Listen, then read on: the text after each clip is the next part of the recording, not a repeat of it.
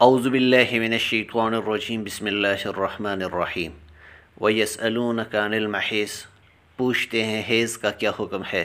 قُلْ هُوَ اعضاء کہو وہ ایک گندگی کی حالت ہے۔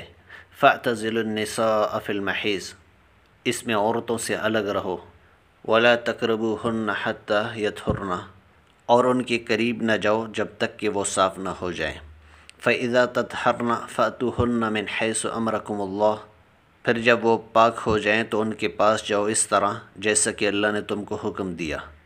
ان اللہ یحب التوابین ویحب المتطہرین اللہ ان لوگوں کو پسند کرتا ہے جو بدی سے باز رہیں اور پاکیزگی اختیار کریں۔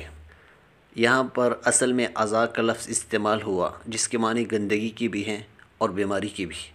حیض صرف ایک گندگی ہی نہیں بلکہ ایک طبی حیثیت سے وہ ایک ایسی حالت ہے جس میں عورت تندرستی کی بنسبت بیماری سے قریب تر ہوتی ہے۔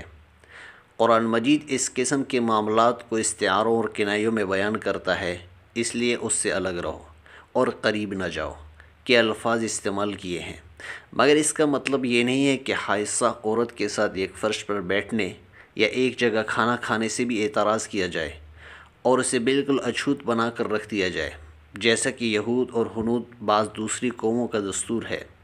نبی صلی اللہ علیہ وسلم نے اس حکم کی جو توصیف فرما دی ہے اس سے معلوم ہوتا ہے کہ اس حالت میں صرف فعل مباشرت سے پرہیز کرنا چاہیے، باقی تعلقات بدستور برقرار رکھے جائیں گے۔ اگلی آیت میں فرمایا، تمہاری عورتیں تمہاری کھیتیاں ہیں، تمہیں اختیار ہے جس طرح چاہو اپنی کھیتی میں جاؤ، مگر اپنے مستقبل کی فکر کرو اور اللہ کی ناراضگی سے بچو۔ خوب جان لو کہ تمہیں ایک دن اس سے ملنا ہے، اور اے نبی صلی اللہ علیہ وسلم جو تمہاری ہدایت کو مان لے انہیں فلاح و سعادت کی خوشخبری سنا دو۔ یعنی فطرتاً اللہ رب العزت نے عورتوں کو مردوں کے لیے سیرگاہ نہیں بنایا، بلکہ ان دونوں کے درمیان کھیت اور کسان کا سا تعلق ہے۔ کھیت میں کسان محض تفریح کے لیے نہیں جاتا بلکہ اس لیے جاتا ہے کہ اس سے پیداوار حاصل کرے۔ نسل انسانی کے کسان کو بھی انسانیت کی کھیتی میں اس لیے جانا چاہیے کہ وہ اس سے نسل کی پیداوار حاصل کرے۔ خدا کی شریعت کو اس سے بحث نہیں ہے کہ تم اس کھیت میں کاشت کس طرح کرتے ہو، البتہ اس کا مطالبہ تم سے یہ ہے کہ جاؤ کھیت ہی میں، اور اس غرض کے لیے جاؤ کہ اس سے پیداوار حاصل کرنی ہے۔ جامع الفاظ ہیں جن سے دو مطلب نکلتے ہیں اور دونوں کی یکساں اہمیت ہے۔